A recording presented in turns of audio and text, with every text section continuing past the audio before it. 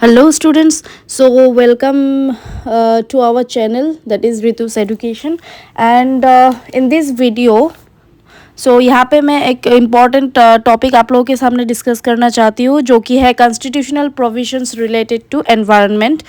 Constitutions के provisions से जो कि कुछ रिलेटेड है एनवायरनमेंट के ऊपर, एंड आर्टिकल्स होंगे, यहाँ पे शेड्यूल्स होंगे। वीडियो को लास्ट तक देखिएगा, ठीक है। और ये टॉपिक बहुत इम्पॉर्टेंट है, क्योंकि यहाँ से प्रीलिम्स के लिए तो क्वेश्चन आते ही रहते हैं, एंड मेंस के लिए भी ये बहुत इम्पॉर्टेंट टॉपिक है। तो चलिए वीडियो स्टार्ट करते हैं। Students, our most important topic is constitutional provisions related to environment, ठीक है। तो कुछ कॉन्स्टिट्यूशनल जो प्रोविजंस है वो एनवायरनमेंट रिलेटेड है, एंड बहुत इम्पॉर्टेंट है आपके अपकमिंग किसी भी एग्ज़ाम्स के लिए, कम्पिटिटिव स्पेशली। हाँ, so based on environment constitutional provisions जो है वो article 21 first one, article 48A, and the third one is article 51A clause G.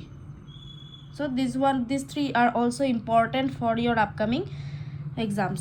So article 21 में क्या कहा गया है? Right to life and personal liberty. Article 21 में क्या कहा गया है? Right to life and personal liberty, ठीक है। So this article has been interpreted by the Supreme Court to include the right to a healthy environment. Supreme Court ने ये article 21 article 21 जो इंक्लूड किया है, तो उसमें क्या बताया गया साफ साफ कि राइट टू हेल्दी एनवायरनमेंट। हमें क्या चाहिए? एनवायरनमेंट चाहिए जो कि बहुत हेल्दी हो। हेल्दी एनवायरनमेंट के लिए ये आर्टिकल 21 कॉन्स्टिट्यूशनल प्रोविजंस में रिलेटेड है, कॉन्स्टिट्यूशंस में रिलेटेड है, जो कि एनवायरनमेंट के ऊपर है, ठीक है। First one is article 21। So the second one article is article 48A, जो कि है protection and improvement of environment. On the based of article 48A, that is the protection and improvement of environment. Environment को protect करने के लिए and also improvement के लिए ये आर्टिकल बनाया गया है, जो कि है 48A। And this article directs the state to protect and improve the environment. पहले तो प्रोटेक्ट करना पड़ेगा एनवायरनमेंट को, then improve the environment and to safeguard the forest जो कि है forest and wildlife of the country के अंदर जो जितने भी forest and wildlife sanctuary है, बर्ड सेंचुरी जो भी है, उसको सेव करने के लिए आर्टिकल 48A को बनाया गया है, that is protection and improvement of environment. Okay, so third one is article 51 clause G, that is fundamental duty to protect to the environment. हमारा फंडामेंटल ड्यूटी है जो कि प्रोटेक्ट करना पड़ेगा, protect to the environment, environment को protect करने के लिए, that is our fundamental duty. So this article imposes the fundamental duty. ये आर्टिकल इम्पोज करता है on fundamental duty of every citizens of India to protect and improve the natural environment. Environment हमारा जो natural environment है उसको protect and improve करने के लिए ये हमारा क्या होगा? फंडामेंटल ड्यूटी, ठीक है। So this one is article 51A clause G. Next, schedule 7. So schedule 7 list 1, schedule 7 list 2 and schedule 7 list 3. So list 1 में यूनियन लिस्ट आता है, so list 2 that is state list, and list 3 is concurrent list. So first one schedule 7 list 1 union list, जो कि है union list, ठीक है। Union list that means central government, state list that means क्या हो जाएगा? State government. So central government union list के हिसाब से, so this entry gives the central government to power, central government को जो पावर दिया है, जो power to legislate on matters related to the environment. Environment के ऊपर जितना भी मैटर्स रिलेटेड होगा सब कुछ क्या करेगा? सेंट्रल गवर्नमेंट के ऊपर एक पावर है। So this entry gives the central government the power to legislate करने के लिए on matters related to the जितने भी मैटर्स होगा रिलेटेड टू द एनवायरनमेंट, उसको हैंडल कौन करेगा?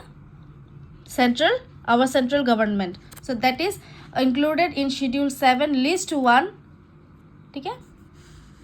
Next, schedule 7 list 2 that is state list, and this entry gives the state governments को भी पावर मिला हुआ है, power to legislate on matters related to क्या होगा agriculture, then forest and protection of wild animals and birds.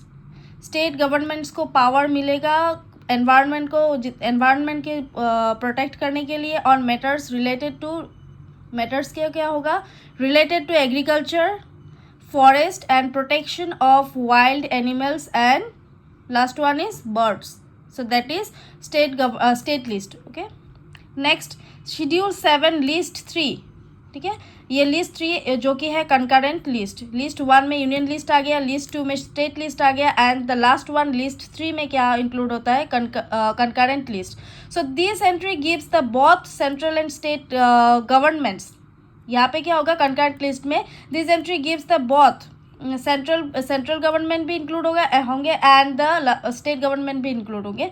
The power to legislate on matters related to the prevention of cruelty to animals. तो यहाँ पे क्या कहा गया है power मिलेगा power to legislate on matters related to the prevention of cruelty to animals. Animals के ऊपर जितना भी क्रुएल्टी होगा उसको प्रिवेंशन करने के लिए ये मैटर्स रिलेटेड किसके ऊपर है state government and central government both. तो ये लिस्ट है कंकरेंट लिस्ट जो कि है this entry gives the both central and state governments the power to legislate on matters related to the prevention of cruelty to animals. So ये 3 list है. First one union list, second one is state list and third one is also concurrent list. So constitutional provisions related to environment के अंदर हमको article मिलेगा article 21 जो कि है right to life and personal liberty. Article 48A जो कि है protection and improvement of environment, and article 51A clause G that is fundamental duty to protect to the environment. Okay, thank you so much students video को last तक देखने के लिए. So thank you.